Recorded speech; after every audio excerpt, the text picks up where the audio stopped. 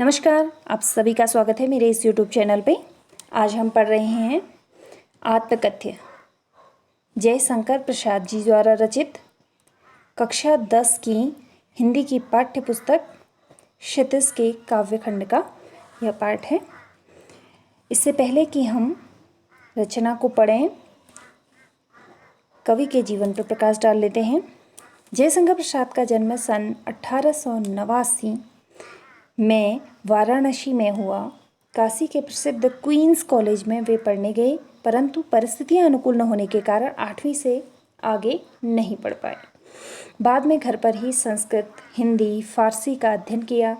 छायावादी काव्य प्रवृत्ति के प्रमुख कवियों में से एक जयशंकर प्रसाद का सन 1937 में निधन हो गया।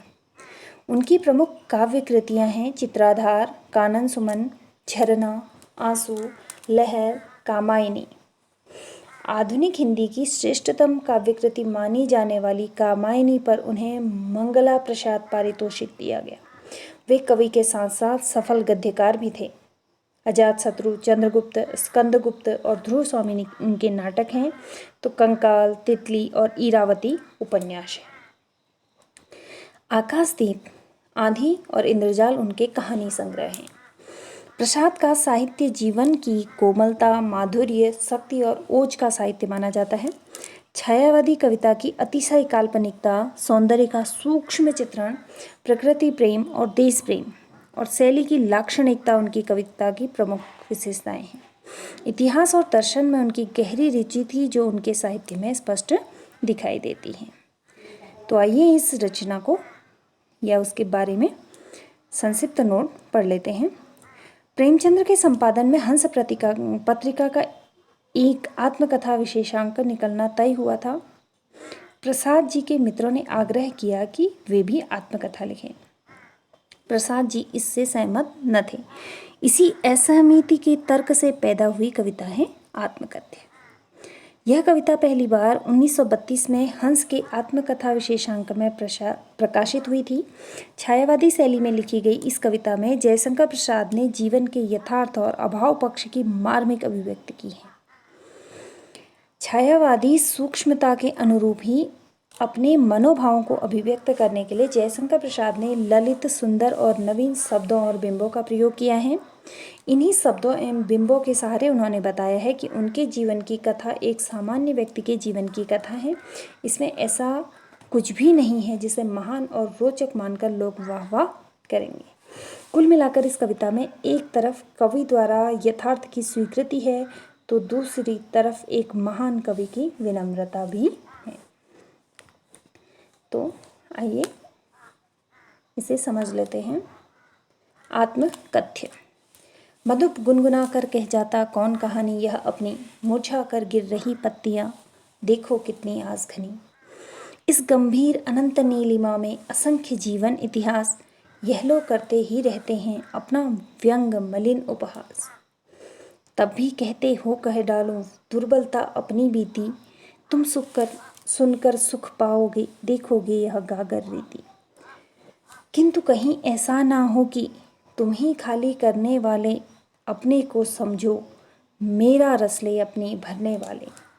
यह विडंबना अरी सरलता तेरी हंसी उड़ाऊं में, भूलें अपनी या प्रवंचना औरों की दिखलाऊं में। उज्जवल गाथा कैसे गाऊं मधुर चांदनी रातों की, अरे खिलखिला कर हंसते होने वाली उन बातों की। मिला कहाँ वह सुख जिसका मैं स्वप्न देख कर जाग गया, आलिंगन में आते आते मुस्का कर जो भाग गया। जिसके अरुण कपोलों की मतवाली सुंदर छाया में अनुरागिनी उषा लेती थी निज सुहाग मधुमाया में। उसकी स्मृति पाथे बनी है थके पथिक की पंथा की, सीवन को उधेड़ कर देखोगे क्यों मेरी कंथा की। छोटे से जीवन की कैसे बड़ी कथाएं आज कहूँ, क्या यह अच्छा नहीं कि औरों की सुनता मैं मौन रहूं।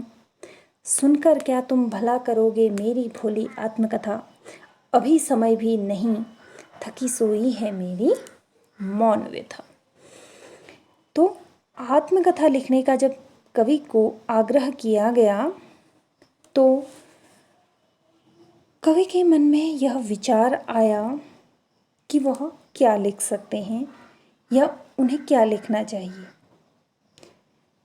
वह आत्मकथा लिखने के तर्क से सहमत नहीं थे, वह आत्मकथा लिखना नहीं चाहते थे, किंतु जब उन्हें आत्मकथा लिखने के लिए बोला गया या प्रेरित किया गया तो वो कहते हैं, मधुप गुनगुना कर कह जाता कौन कहानी यह अपनी। मधुप, मधुप का अर्थ होता है भंवरा। भंवरा जो गुनगुनाता है, एक तरह की आवाज़ करता है, तो यहाँ पर वो भंवरा है कवि का मन। वो कह रहे हैं कि मेरा मन रूपी मधुप जो है, भंवरा जो है, वह गुनगुनाकर अपनी कौन सी कहानी कह जाता है। यानी कि मन जो है वह गुनगुनाकर क्या कह रहा है, अपनी कहानी कह रहा है, भीतर ही भीतर अपनी कहानी कह रहा है। मुरझा कर गिर रही पत्तियाँ देखो कितनी आज घनी। वो कह रहे हैं कि यह जीवन जो है वो नश्वर है और यहाँ पर सुख और दुख दोनों ही हमें मिलते हैं। तो वह कह रहे हैं, तो जो जीवन रूपी जो सुख है वह एक समय आता है हमारे जीवन में, लेकिन वो ज़्यादा समय तक टिकता नहीं है और उसके बाद वह सुख क्या हो जाता है, धीरे धीरे मुरझाने लग जाता है। और वह जिस तरह से पेड़ से पत्तियां मुरझा कर गिर जाती हैं, वैसे ही वह सुख जीवन से मुरझा कर गिरने लग जाता है, जो कि एक समय पे जीवन में हमारे पास बहुत अधिक मात्रा में था। और उस सुख के जाने के बाद जीवन में दुख आता है। तो वो कह रहे हैं कि मेरे जीवन में भी क्या थी, सुख रूपी घनी पत्तियां थीं जो आज मुरझा कर गिर रही हैं। यानी कि इस समय पे मेरे जीवन में क्या है, केवल दुख है। इस गंभीर अनंत नीलिमा में असंख्य जीवन इतिहास। अब देखिए इन पंक्तियों में क्या कह रहे हैं, इस गंभीर अनंत नीलिमा में, अनंत का अर्थ जो जिसका कोई अंत नहीं है, नीलिमा यानी कि नीले रंग का, अर्थात ऐसा क्या है जिसका अंत नहीं है, और नीले रंग का अर्थात आकाश। तो यहाँ पर यह अनंत नीले आकाश बोला गया है साहित्य के लिए। तो जिस तरह साहित्य में रचना करने वालों के नाम अंकित होते हैं, तो वह कह रहे हैं कि ऐसे ही साहित्य रूपी इस अनंत आसमान में क्या है, असंख्य जीवन इतिहास छपे हुए हैं। यानी कि अनंत आत्मकथाएं लिखी गई हैं। यह लोग करते ही रहते हैं अपना व्यंग मलिन उपहास। और इस संसार के जो लोग हैं उनका स्वभाव क्या होता है कि वह दूसरों के जीवन के पक्षों को सुनकर पढ़कर क्या करते रहते हैं, अपना व्यंग मलिन उपहास उन पर करते रहते हैं। अब यहाँ पे व्यंग मलिन का मतलब क्या होता है, ऐसा उपहास जो व्यंग से मलिन हो, अर्थात खराब ढंग से वह निंदा करते हैं लोगों के जीवन पक्षों पर। तब भी कहते हो कह डालूं दुर्बलता अपनी बीती। वो कह रहे हैं, किससे कह रहे हैं, आत्मकथा लिखने को जो उन्हें प्रेरित कर रहे हैं या बोल रहे हैं उन लोगों से कहते हैं कि यह जानते हो तुम कि संसार में लोगों का स्वभाव इस तरह का होता है कि वो दूसरों के जीवन पर इस तरह के उपहास उड़ाया करते हैं। अगर यह जानते हुए भी अगर तुम मुझसे कहते हो कि मैं अपने जीवन की दुर्बलता या अपने बीते हुए समय की बातों को कहने को बोलते हो, तो तुम सुनकर सुख पाओगे। तो कह रहे हैं कि क्या तुम उसे सुनकर सुख पाओगे, देखोगे यह गागर रीति। जब तुम देखोगे कि मेरी यह गागर यानी कि मेरे जीवन रूपी या मेरे मन रूपी यह जो गागर है वो क्या है, रीति है। रीति होने का अर्थ होता है खाली होना, यानी कि इसमें किसी भी तरह का रस नहीं है, किसी भी तरह का भाव अब नहीं है। तो क्या इस तरह के मेरे मन रूपी गागर के से निकलने वाले शब्दों को सुनकर क्या तुम सुख पाओगे। किंतु कहीं ऐसा ना हो कि तुम ही खाली करने वाले अपने को समझो, मेरी रसलें अपनी भरने वाले। तो कवि यह कह रहे हैं कि अगर मैं अपनी आत्मकथा कहता भी हूँ तो कहीं उसको सुनकर कहीं ऐसा ना हो जाए कि तुम स्वयं को ही इसे खाली करने वाला समझने लगो। यानी कि मेरा मन जो अब बिना भाव का है, खाली हो गया है, रिक्त हो गया है, अगर तुम इसके बारे में सुनोगे तो कहीं ऐसा ना हो जाए कि तुम्हें ही ऐसा ना लगने लग जाए कि मेरे इस जीवन को खाली करने वाले तुम स्वयं को ही समझने लग जाओ। मेरा रस ले अपनी भरने वाले, यानी कि मेरे जीवन में रस लेकर यानी अपनी जीवन में भरने वाले, यानी कि मेरे जीवन के सुख को समाप्त करके अपने जीवन में भरने वाले तुम स्वयं को ही समझने लग जाओ। यह विडंबना अरी सरलते तेरी हंसी उड़ाऊं मैं, भूलें अपनी या प्रवंचना औरों की दिखलाऊं मैं। यह विडंबना वो कह रहे हैं ये कैसी विडंबना है। अरी सरलते अर्थात उनका जीवन जो था वो सरल था, सीधा साधा था। तेरी हंसी उड़ाऊं में वो कह रहे हैं कि यह मेरे लिए कैसी विडंबना है कि मुझे आत्मकथा लिखने को बोला जा रहा है और मेरा जीवन क्या है, अत्यंत सरल है। और जो सरल होता है या सीधा साधा होता है लोग उसकी हंसी उड़ाते हैं।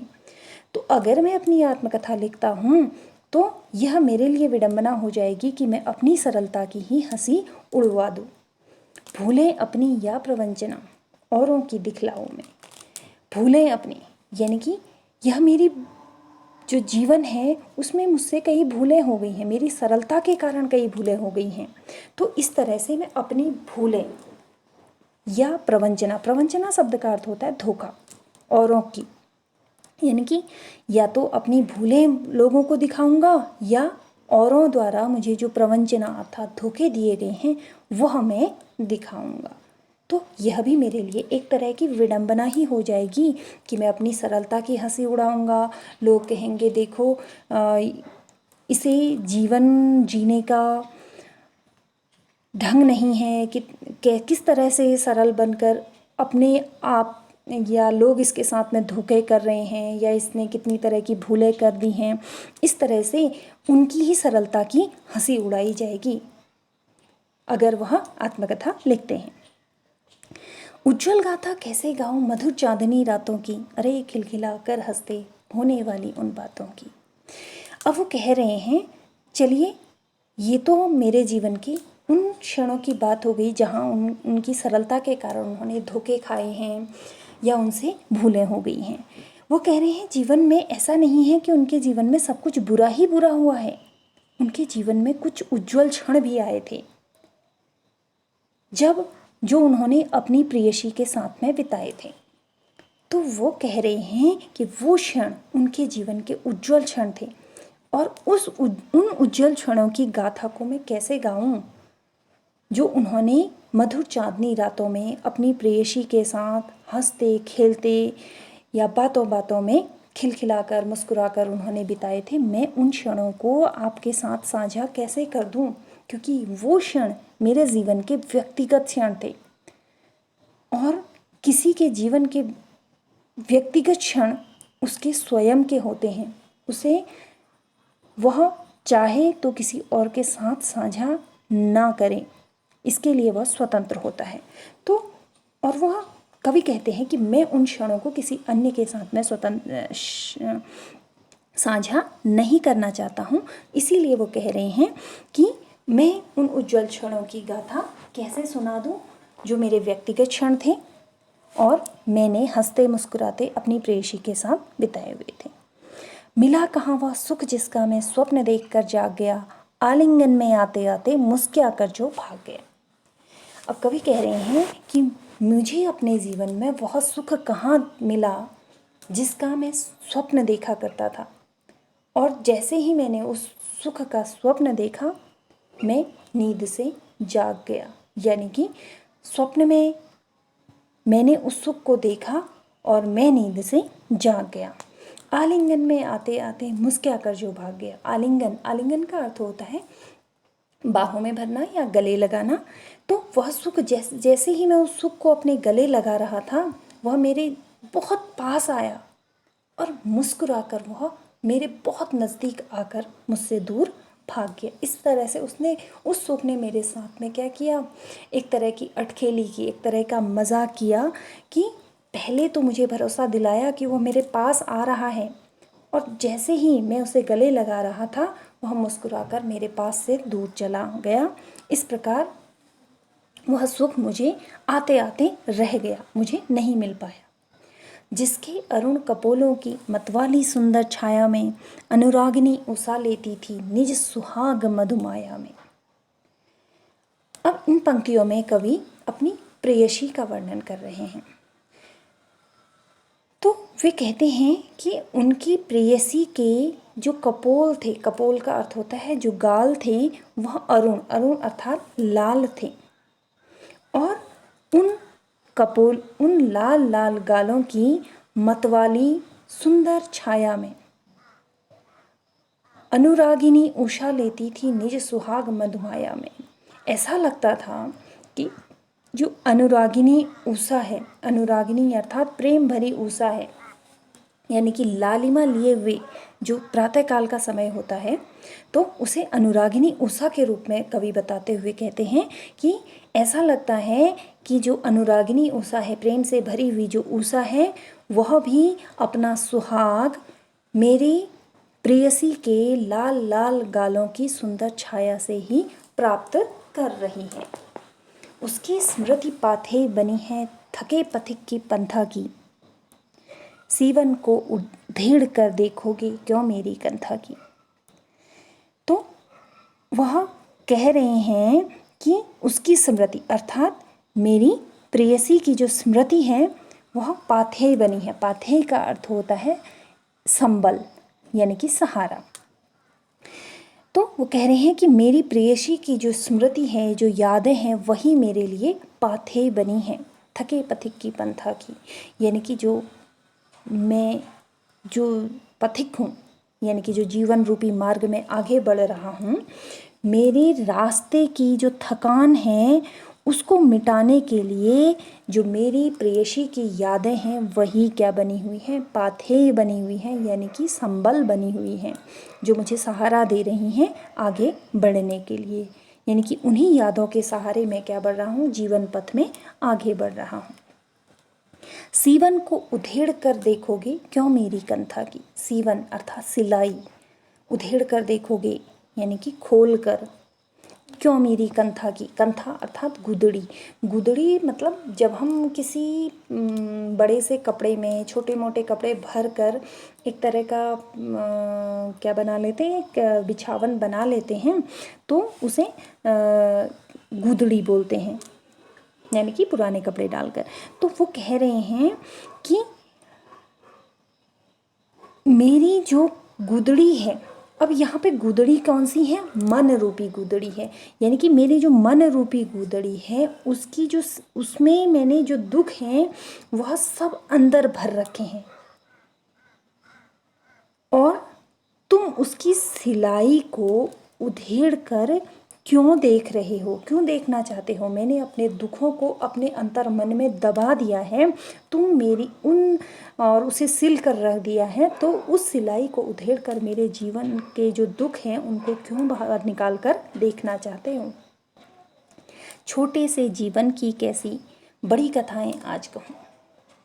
वो कह रहे हैं मेरा ये जीवन जो है वो बहुत ही छोटा है, और उस पर तुम आत्मकथा लिखने के कह रहे हो, तो ऐसी बड़ी बड़ी कथाएं, क्योंकि जो आत्मकथाएं होती हैं वो बड़े बड़े लोग लिखा करते हैं जिनके जीवन में बड़ी बड़ी घटनाएं हुआ करती हैं। तो वो कह रहे हैं मेरा जीवन तो बहुत छोटा सा है, तो इसमें मैं बड़ी बड़ी कथाएं कैसे कहूँ। क्या यह अच्छा नहीं कि औरों की सुनता मैं मौन रहूँ। तो कवि कह रहे हैं इससे अच्छा तो यह है कि मैं औरों की आत्मकथाओं को सुनूं और अपने बारे में मैं मौन ही रहूं। सुनकर क्या तुम भला करोगे मेरी भोली आत्मकथा, अभी समय भी नहीं थकी सोई है मेरी मौन व्यथा। तो वह कह रहे हैं कि तुम, अगर मैं आत्मकथा कहता भी हूँ तो मेरी आत्मकथा बहुत ही भोली है, बहुत ही सरल है, तुम उसको सुनकर भला करोगे भी क्या, और इस समय मेरी जो आत्मकथा है वह मौन है, चुपचाप है, दुख में है, सोई हुई है, थकी हुई है और अभी उसको जगाने का समय भी नहीं है। इस प्रकार वह कह रहे हैं कि वह अपनी आत्मकथा या अपने व्यक्तिगत जीवन के बारे में कुछ भी नहीं कहना चाहते हैं। आशा है आप लोगों को भाव समझ में आया होगा। मेरे साथ जुड़े रहने के लिए धन्यवाद।